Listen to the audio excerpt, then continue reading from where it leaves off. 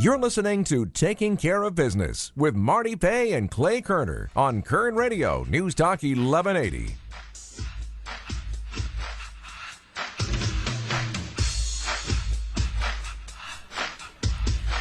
We are back on Taking Care of Business on Kern Radio Newstalk 1180. Our in-studio guest is 2nd District County Supervisor Zack Scrivner, and by phone, the Executive Director of the Kern County Taxpayers Association, Michael Turnipseed. And I've got to make one comment before I turn it over to Mike.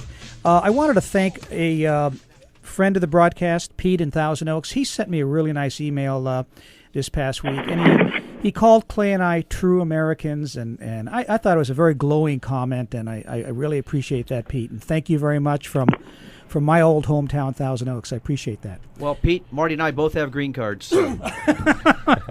Now, see, I can't comment on that since I once had a green card, being originally from Canada, but that's a topic for another day. Mike, did you want to comment on Zach's comment? Well, when you look, especially when you talk about the business aspect of what's driving, the cost of benefits. You know, you have the salary portion and you have the benefit portion. You get total compensation. The benefit side for many, especially in the public safety side, is now over 100%. That's true. Wow. And I think if you're an entry level, because your salary's low, it all works out, that it peaks out at almost 1.2 times, 120% cost your benefits toward your salary.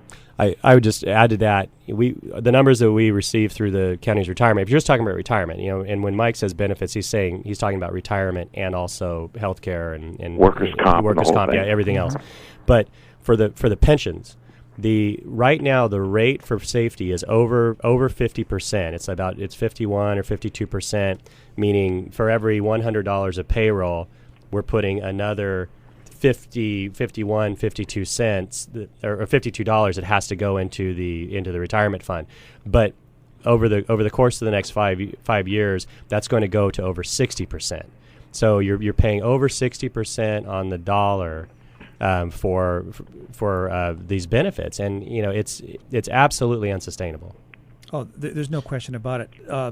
The LA Times had an article this past week about the Little Hoover Commission. They finally came out with a report. Mm-hmm. Yeah. Yep. And in that report, they said that the 10 largest public pension systems in California had a $240 billion shortfall in 2010.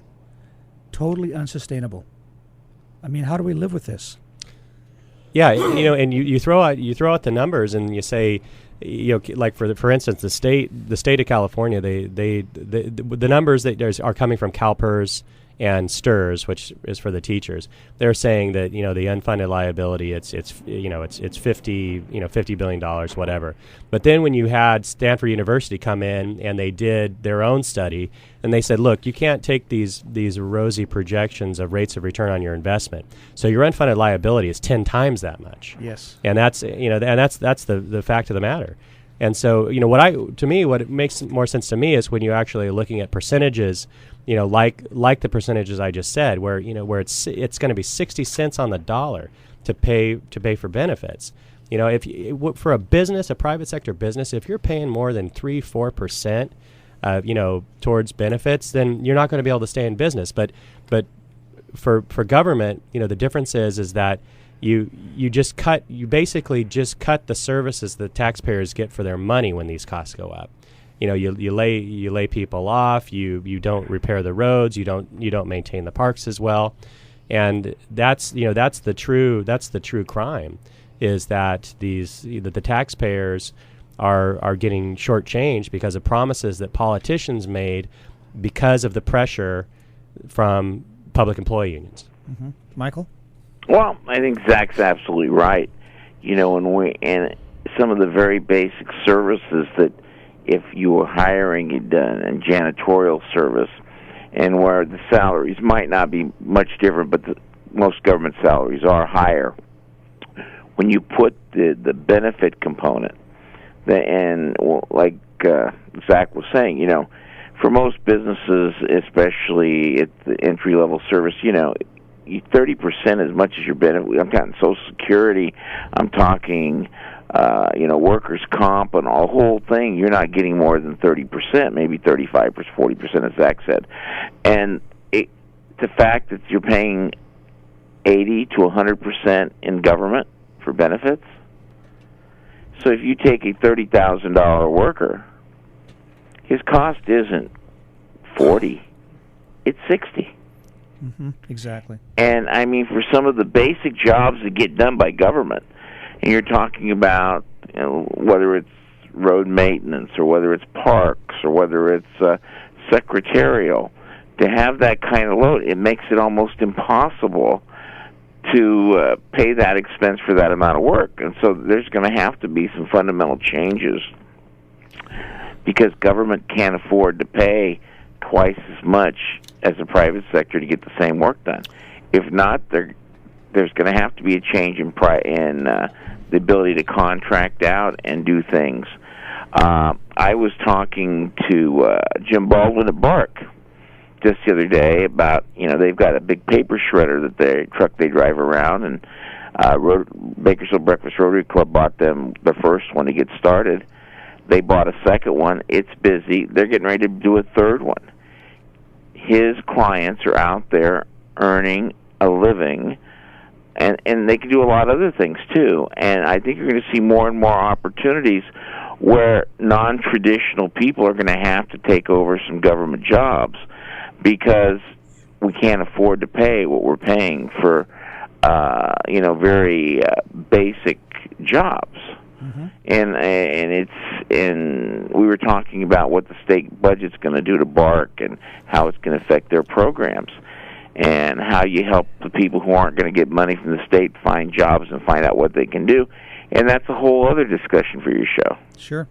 We're having a conversation with 2nd District County Supervisor Zack Scrivner and the Executive Director of the Kern County Taxpayer Association, Michael Turnipseed. Well, Mike, one of the items that was passed in the legislature several years ago was that staffers could purchase up to 5 years of service for $5,000 to apply to their pension, which I think is totally wrong. I don't know if you were aware of that.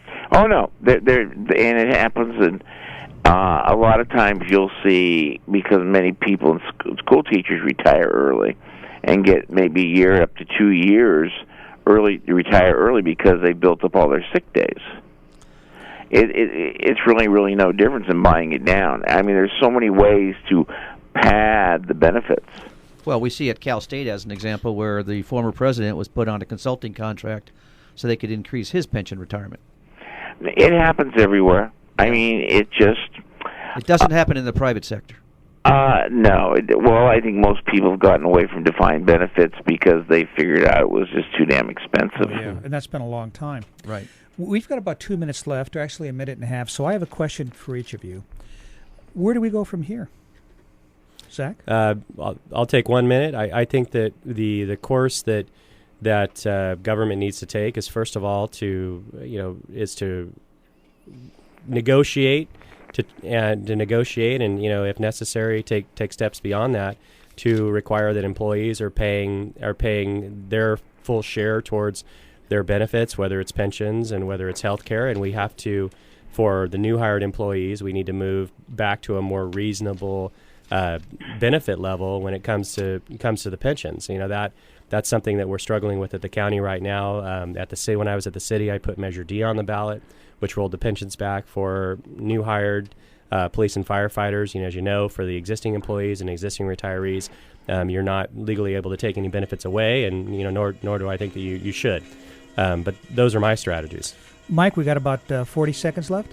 I think you will see a initiative put on the ballot in California that will do many things. I think it will limit public pensions. I think it will somehow address the 3% issue, because virtually all the people up till now haven't even been 10 years on a 3% plan and go back to some kind of difference between the 2 and the 3, whether it's a 2.5 or something, because the tail is so large, and trying to make up those costs are draconian and will absolutely cripple government's ability to provide service to the next generation. No question. Michael, Zack, thank you so much for being here. We appreciate it, and we will see you in 167 hours on Taking Care of Business on Kern Radio Newstalk 1180. Thank you very much.